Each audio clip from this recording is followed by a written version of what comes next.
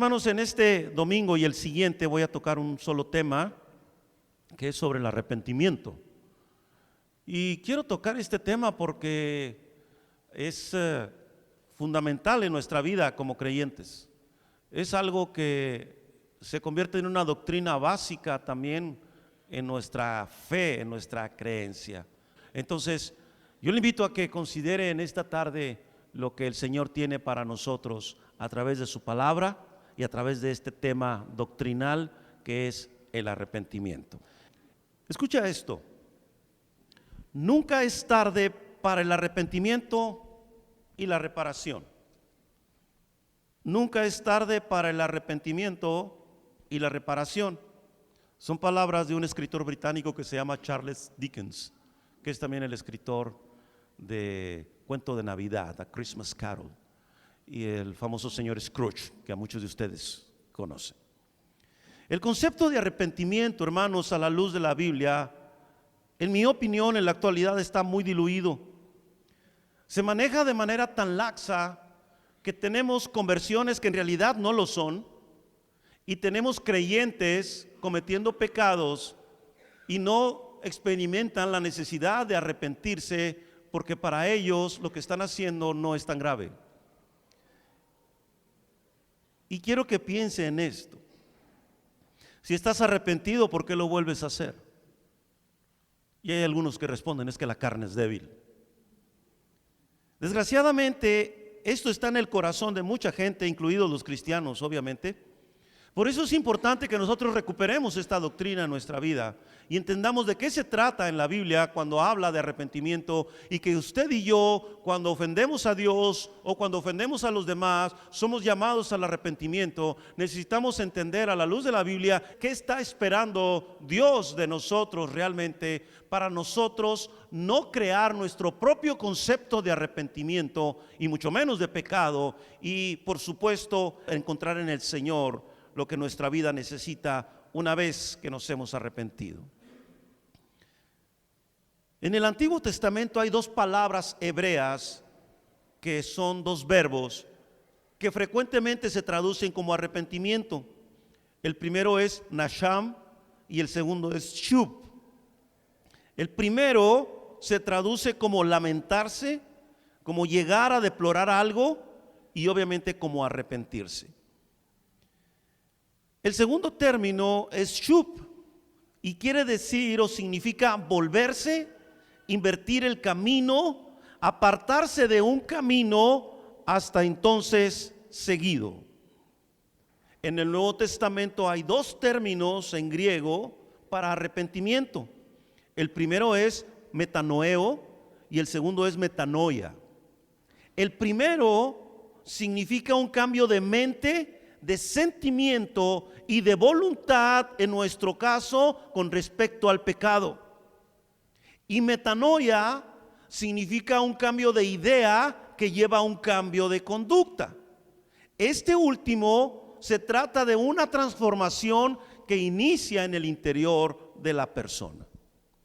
Estos términos nos ayudan a tener una idea de qué es el arrepentimiento. Ahorita voy a dar una definición.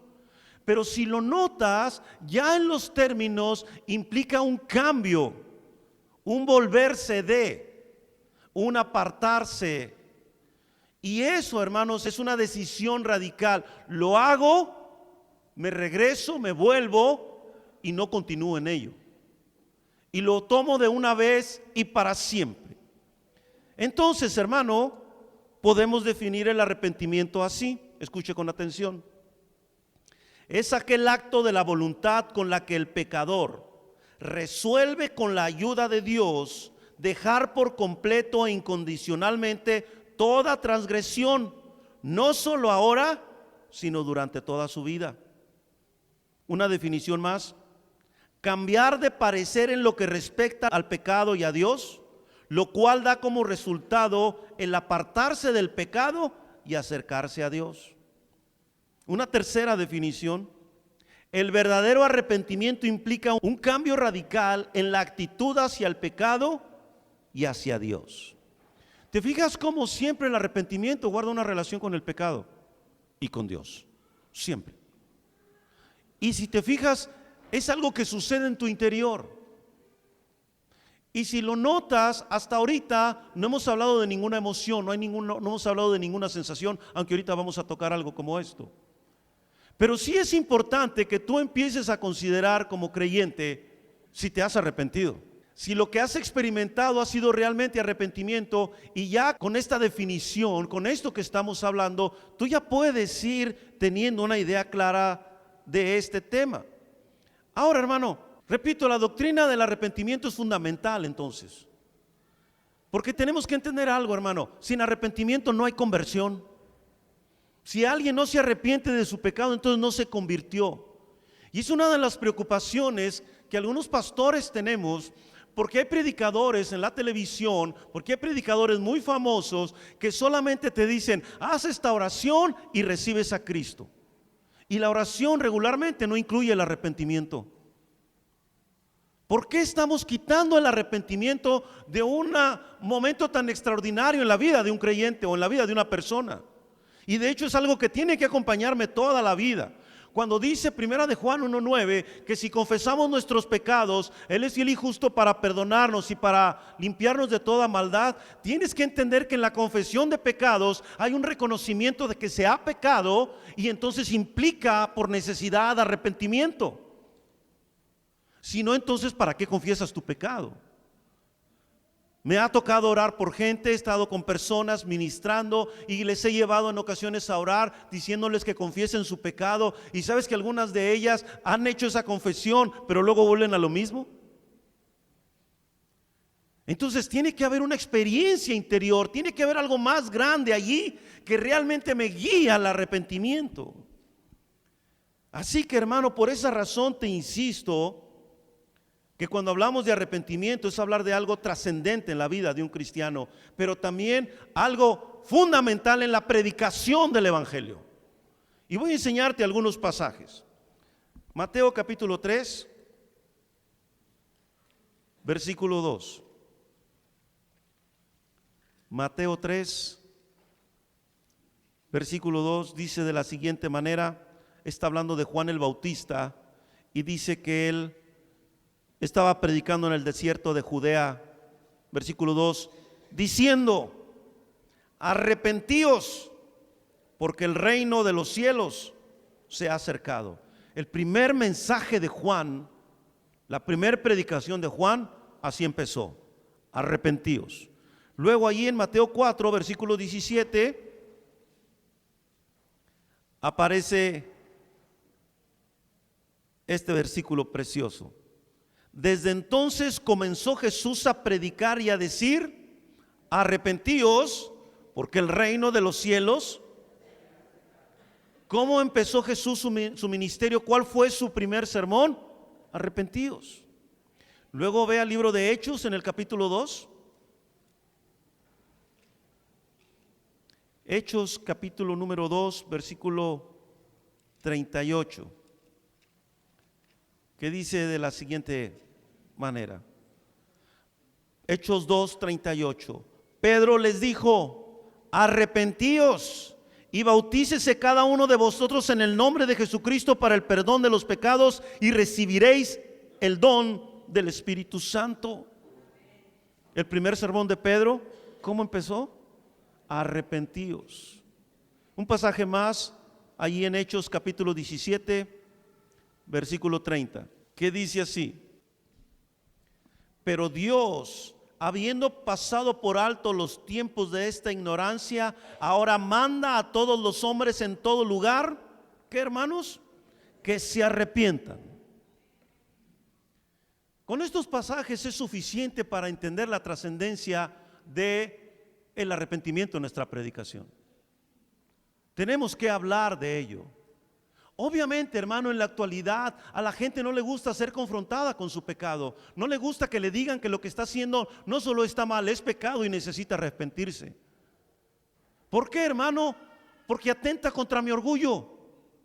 Porque ¿cómo puede estar mal lo que estoy haciendo si lo hago con amor? Pues déjame decirte que no es suficiente. No es suficiente. Es decir, vamos a suponer que yo mato a mi esposa, suponiendo, Y luego cuando me entrevistan, me dicen, ¿por qué la mató, pastor? Para defender mi dignidad. No, o sea, eso no justifica. Pues ¿sabe qué, pastor? Usted va al bote, ¿verdad? Usted va a ser encarcelado porque esto es un asesinato. Entonces no hay manera, hermano. Y la cuestión es que uno trata de justificar esas cosas. Por eso, hermano, no hay como ofendiste, pecaste, ofendiste a Dios, ofendiste a tus hermanos, pecaste, arrepiéntete. Vas a tener que entrar a ese proceso. Y el proceso es demandante, ahorita lo vamos a ver. Lo que quiero enfatizar en este primer punto es que si la iglesia deja de predicar el arrepentimiento, se ha alejado de la doctrina bíblica. Si la iglesia diluye la idea de arrepentimiento o el concepto de arrepentimiento, la iglesia está predicando otro evangelio. Porque aquí estamos viendo claramente que Juan el Bautista, que Jesucristo, que el apóstol Pedro, que Dios mismo dice, arrepiéntanse. Y no debemos de tener temor de externar eso hacia la gente, le moleste o no. Porque en este tiempo se está cuidando mucho de que no ofendamos a los demás con nuestras palabras, y lo cual es correcto. Pero si el hecho de que yo te diga que tienes que arrepentir te ofende, eso está en la Biblia. Así es, y no va a ser de otra manera. Tienes que arrepentirte. Entonces, ¿de qué se trata todo esto? Siendo muy prácticos, ¿qué significa realmente estar arrepentido? Escucha esto. Se trata de un cambio interno que afecta positiva y profundamente la manera de pensar y de actuar del individuo. Si tú lo notas, ya empieza a haber un testimonio. Cuando estás arrepentido, tu vida tiene que reflejar que estás arrepentido. No se trata de un mero me siento muy mal por lo que hice, porque eso lo superamos, créeme. Estamos en la franja de advertencia, la cruzamos y nos aguantamos y volvemos a lo mismo. El otro día alguien publicó en Facebook una frase que por poco me voy como Condorito. ¿Sí saben quién es Condorito? Me decía la frase algo así como: a la tentación no se le huye, algo así dice, se le entra por la puerta grande. Y le puse yo ahí, hoy es motivación o es advertencia. No, hermanos. O sea, imagínese una vida así, ¿no? O sea, yo empiezo a reflejar, repito, que si estoy arrepentido, estoy cambiando, o sea, he cambiado, o sea, mi conducta tiene que cambiar. Porque si no, entonces lo que experimenté fue otra cosa, no sé cómo llamarle, cargo de conciencia, sentimiento de culpa, pero arrepentimiento no fue. Desgraciadamente, hermano, si yo le quito esto al evangelio, lo diluyo, como lo dije hace unos momentos, no tenemos conversiones genuinas, porque la vida de esas personas no muestran una evidencia de cambios significativos. Además, hermano, si nosotros quitamos el arrepentimiento o no lo manejamos como lo maneja la Biblia, afectamos otras doctrinas cardinales como la justicia de Dios, la santidad de Dios y la salvación. Es decir, mueves una cosa y mueves todo. Por esa razón yo tengo que ser fiel al texto bíblico y tengo que mantener la idea de arrepentimiento que la Biblia maneja. Y tenemos que seguir como iglesia llamando al arrepentimiento. Quien en verdad está arrepentido, hermano, siente algo más que vergüenza por lo que hizo. Algo más que vergüenza por el pecado cometido. ¿Sabes qué es lo que se espera que la persona experimente? Un total rechazo hacia lo que hizo y clama por ayuda para nunca más volver a hacerlo.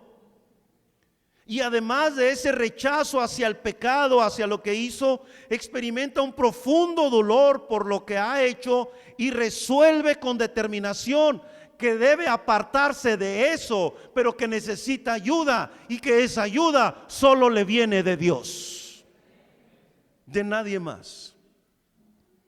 La persona arrepentida, hermano, reconoce que sin Dios no va a llegar a ninguna parte. No estoy, hermano, quitándole valor a algunos procesos o a algunos sistemas de ayuda hacia las personas. Creo que eso es bueno. Pero el único que puede cambiar el interior es Dios. Nadie más. Al perro, por más educado que lo tengas, es un perro. Y el día que se enoje te va a morder. Sí, eso es algo que tú debes de tener presente, ¿no?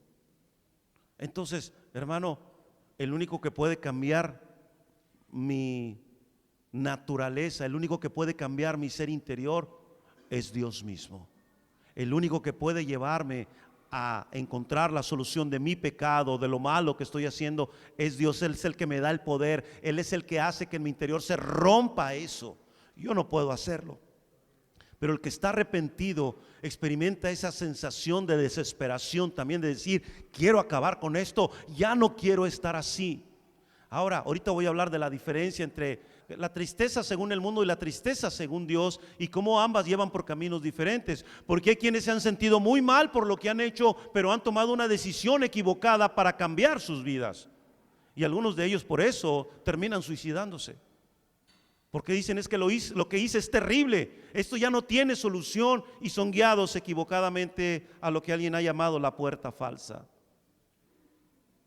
Hay un pasaje en Hechos capítulo 2, versículo 27, donde viene una palabra sobresaliente en cuanto a arrepentirse. En Hechos capítulo 2 tú debes de entender que se trata de la predicación o del primer sermón de Pedro. En el versículo número 37, al oír esto, se compungieron de corazón y dijeron a Pedro y a los otros apóstoles: varones, hermanos, ¿qué haremos? ¿Y cuál fue la respuesta de Pedro, hermanos, en el 38? Arrepentíos. Cuando dice que se compungieron, en griego esa palabra quiere decir experimentar un dolor agudo. O sea que cuando les es presentado quién es Jesucristo y la razón por la que Él muere, la reacción de ellos es: se dolieron, o sea, les pesó. Hubo algo que se generó en su interior tan tremendo que ellos sintieron el peso de su pecado, y por eso le dicen a Pedro: ¿y ahora qué vamos a hacer? Estamos mal, ¿ahora qué vamos a hacer? Y entonces Pedro les da la respuesta y les dice: ¿saben qué? Arrepiéntanse. Entonces, hermano, te das cuenta de cómo la Biblia tiene esto de una manera tan clara y tan preciosa, que cuando tú lo vas comprendiendo y vas entendiendo que la idea de arrepentimiento es cambiar de dirección, es cambiar drásticamente de rumbo.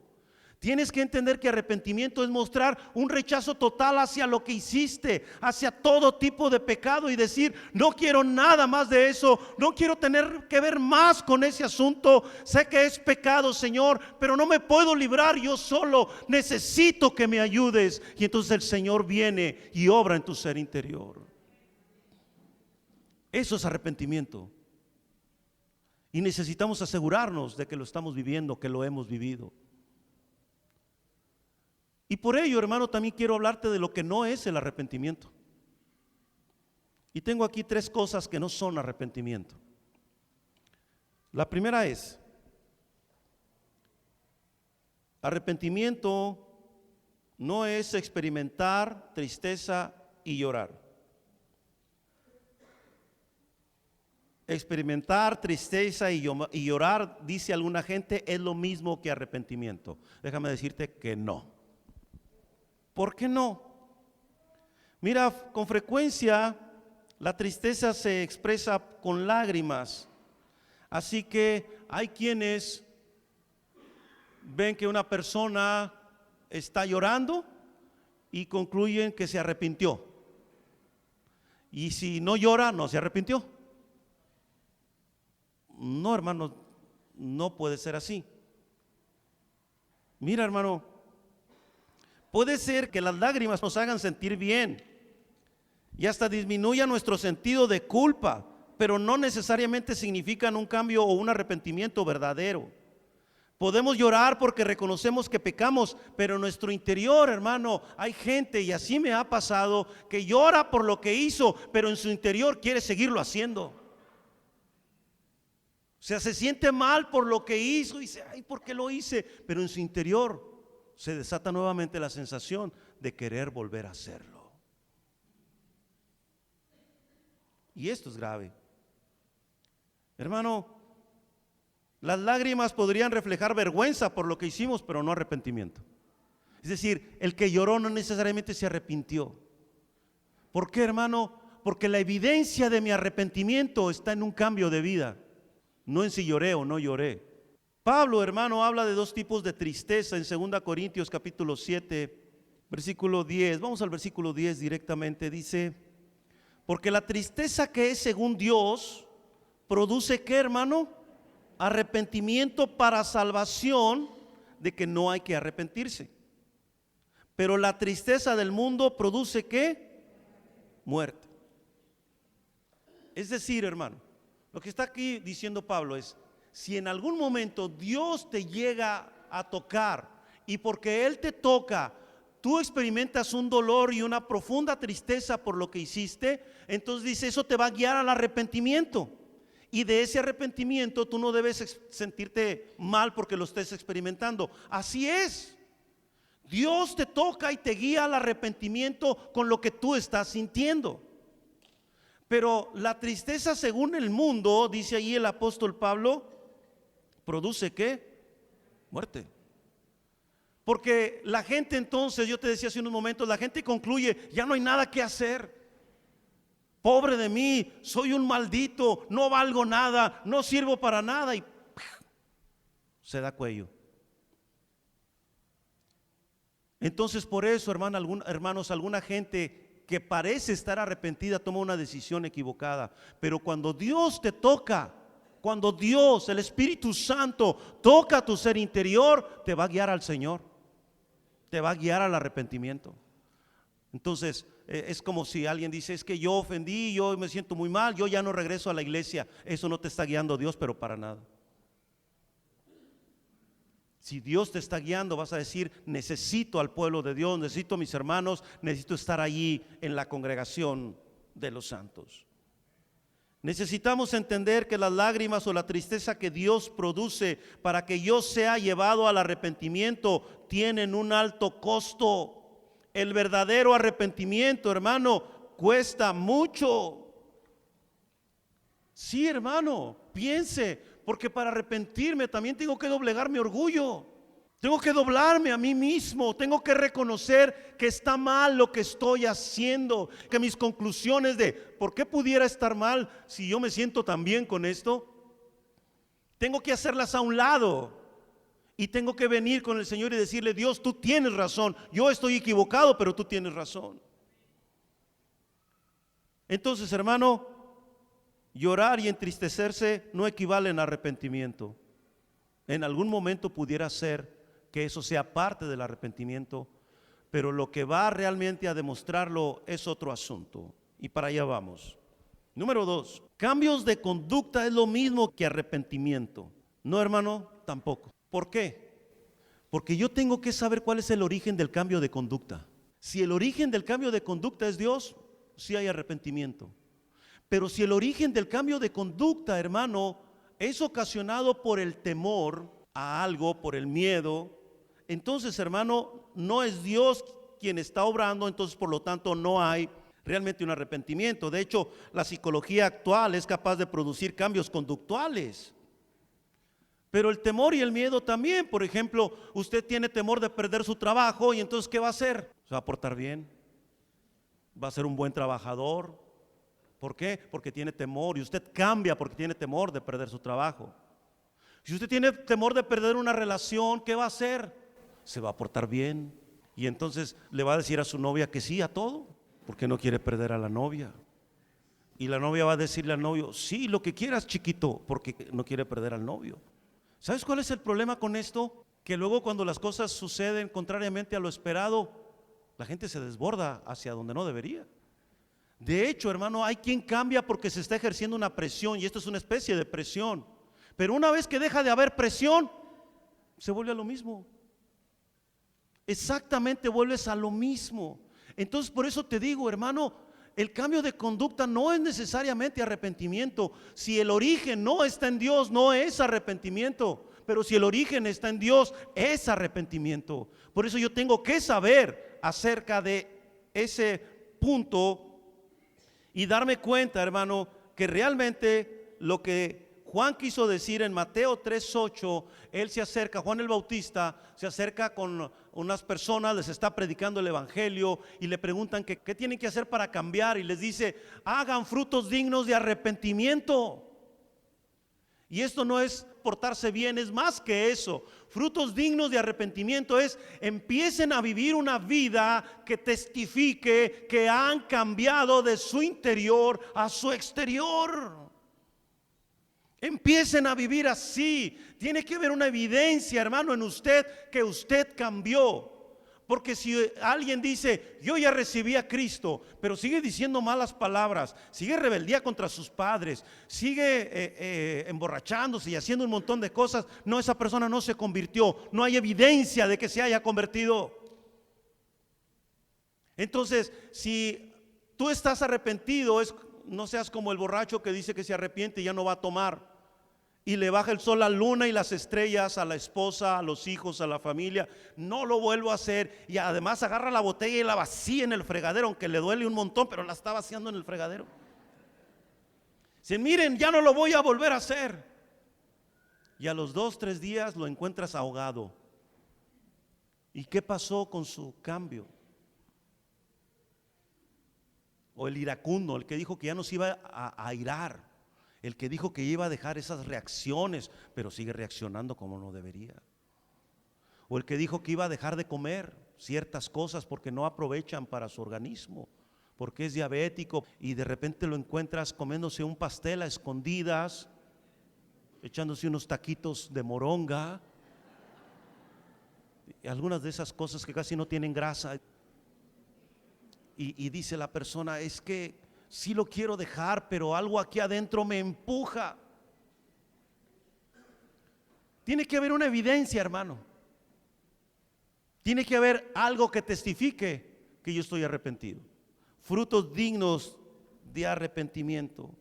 Y muchos de esos frutos, hermano, es agradar a Dios, es honrarlo, es santidad, es renunciar a eso que yo sé que no le agrada, es volverme hacia la palabra de Dios, es volverme a una búsqueda intensa de su presencia, es entender que, como lo cantamos ahorita, Él es santo, santo, santo. Es el único atributo de Dios que en la Biblia se repite 3 veces. Está sobreenfatizado ese atributo para que entendamos que Dios es diferente de cualquier Dios y que hemos de ser santos como Él es santo. Cuando los cambios no son el resultado de un cambio del corazón, estos podrán sostenerse solo mientras haya presión. Necesitamos, hermano, realmente permitir que el Espíritu Santo cambie nuestra vida. El punto número 3, acerca de esto que estoy hablando: puedo estar arrepentido y a la misma vez justificarme. Esta es maravillosa, déjame decirte por qué. Vamos a ver un ejemplo en la Biblia. Abre tu Biblia en Éxodo capítulo 32. Vamos a ver a Aarón. Éxodo 32.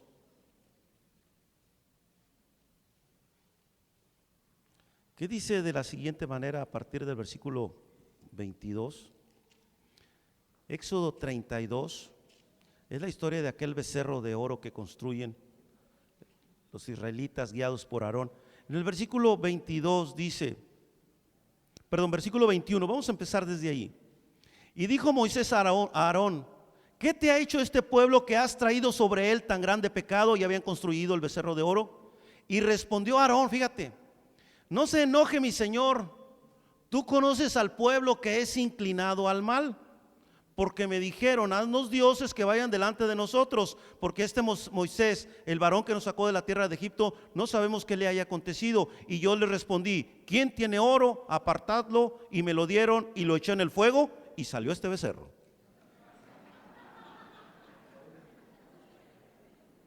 O sea, qué bien se justificó Aarón, ¿no? Primero dice: ya sabes cómo es la raza, Moisés. La raza es tremenda. Hemos batallado con ellos y pues como veían que no sabían dónde estabas, no bajabas del monte, pues dijeron: oye, pues haznos unos dioses, Aarón. Y entonces pues yo les dije: ¿quién tiene algo de oro? Y lo arrojé en el fuego y mira, voilà. ¿Sabes, amado hermano? Somos tan creativos para justificar lo que hacemos, pero a la misma vez nos vemos tan mal. Sí, es como los adolescentes, ¿no? he citado este ejemplo en otras ocasiones, ¿no? Que le dices al adolescente: cuando llegues me mandas un mensaje y me dices que ya llegaste. Y también los grandes lo hacen. ¿Y qué hacen los chavos? No te dice nada. Y ahí estás tú marcándoles y no contesta. Pero viven en el celular esos tipos y esas chicas y no te contestan. Y entonces cuando allá, después de que se alinean los planetas y por fin te responden, ¿qué pasó? Es que se me descargó el celular. Es que lo tenía mi amiga. Es que el saldo, si todos traen plan bien pagado, ya el saldo ya es del pasado. Sí, entonces, hermanos, somos buenos para justificar, ¿verdad? Y luego les dices: oye, ¿y nadie te podía prestar un celular? Es que de mis amigos no había nadie cerca. Pero no fuiste a una fiesta con tus amigos. Así somos a veces para justificar. Señor, es que yo no quería, Señor, pero pues se me echó encima. Señor, es que me veo bien, o sea, tú me creaste así, o sea, no te quejes. No, si creativos para justificarnos somos buenísimos. Somos re buenos para eso, ¿no? Pero no, hermano, no hay manera de justificarnos. Aarón no debió de haberse justificado. Y sabes, hay un ejemplo más relacionado con este en el segundo libro de Samuel. Segundo libro de Samuel, en la vida de David, capítulo número 12. Una vez que David ha pecado, resistiendo a la voz interna del Espíritu Santo. Esa evaluación es personal. Esa evaluación es suya. Pero créame que si usted piensa que no tiene nada de qué arrepentirse, muy probablemente tiene todo de qué arrepentirse. Porque está justificando algo. Porque está diciendo: no, yo no tuve la culpa. No, yo no lo hice. ¿Se acuerda cuando le platiqué del niño aquel que llegó a la maestra de escuela dominical y el niño tenía su pie en el cuello del otro niño en el piso? Y cuando la maestra le dijo: ¿qué estás haciendo? Dijo: no, maestra, él puso ahí la cabeza. Hermano, no nos justifiquemos más. Si usted necesita arrepentirse, hoy es el día. Arrepiéntase. Pídale perdón a Dios. Y si eso implica que tiene que dejar de hacer algo, que tiene que dejar a alguien, o que tiene que renunciar a alguna cosa, hermano, hágalo. Dios lo está esperando. Arrepiéntase. Viva en esa dimensión con Dios. Y no permita, hermano, que las justificaciones y los razonamientos humanos y la voz del diablo obviamente le traten de convencer de que no hay ningún problema. No, hermano, arrepentíos, cambiemos. Que siga siendo la predicación de nuestra iglesia, que siga siendo su predicación personal, pero que demos una evidencia de que hemos cambiado, de que el Señor ha perdonado nuestro pecado y que ahora estamos arrepentidos y que ahora vivimos en novedad de vida, que ahora vivimos de una manera diferente, honrando y glorificando a nuestro Señor y reflejando que Él es un Dios santo, santo, santo. Póngase de pie, vamos a orar. Padre celestial, en verdad, Dios, necesitamos tener una conciencia más grande de esta verdad contenida en tu palabra, Señor. Que necesitamos llamar al arrepentimiento. No solo es decirles que Cristo es la solución, porque realmente lo es. No solo invitarlos a que te reciban como Señor y Salvador, sino decirles que tienen que cambiar, tienen que arrepentirse, tienen que renunciar a lo que están haciendo, tienen que alejarse de eso y aceptar la ayuda que Dios les ofrece por medio de Jesucristo, nuestro Salvador. Señor, y a nosotros mismos como creyentes, cuando te hayamos ofendido, cuando hayamos ofendido a alguien, Señor, y digamos que estamos arrepentidos, Señor, que haya evidencia de eso. Que haya, Señor, claras muestras de que deseamos, Señor, apartarnos de ello y que estamos buscando tu rostro porque no queremos volver a lo mismo. Ayúdanos, Señor. Y si en esta tarde, Señor, alguien necesita arrepentirse de algo en particular, que hable contigo. Y que ahora que ha entendido de qué se trata arrepentirse, Señor, Él pueda venir delante de ti, ella pueda venir delante de ti y encontrar el perdón, la restauración y el poder para cambiar y dejar de ser lo que se es y dejar de hacer lo que se hace y honrarte a ti como Dios. Mira nuestro corazón. No te podemos engañar, Señor. No queremos hacerlo. Toca nuestras vidas y llénanos de tu presencia. Hermano, si necesita estar a cuentas con Dios, hable con Él. Tome unos minutos para decirle: Señor, ahora entiendo. Ahora entiendo por qué no puedo ser libre de eso, porque no me he arrepentido. Porque en realidad no se ha generado un cambio en mi interior. Señor, ahora tengo que reconocer que he culpado demasiado a mi carne de esto, y realmente, Señor, es el corazón no arrepentido que hay en mi ser, y por eso no logro salir de este pozo.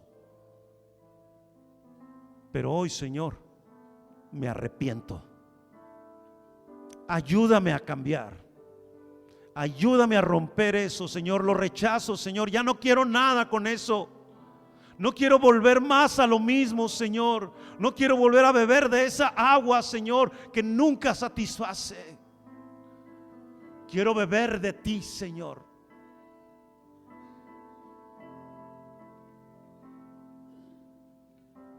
Toca a esa persona, Señor, que está hablando contigo.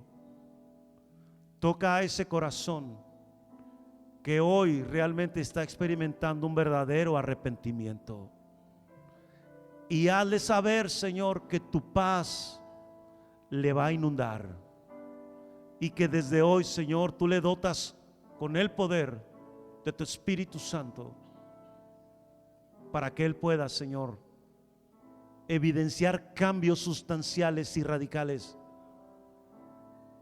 Y que Él mismo sepa que ya no es la misma persona, que ahora es alguien nuevo y diferente. Por ti, solo por ti, Señor. Gracias, Dios. Derrama tu presencia y llévanos a entender tu camino. Que el amor de Dios, que sobrepasa todo entendimiento, que la gracia redentora de nuestro Señor Jesucristo y la comunión del Espíritu Santo sean con cada uno de nosotros hoy y siempre. Amén, Señor. Y amén.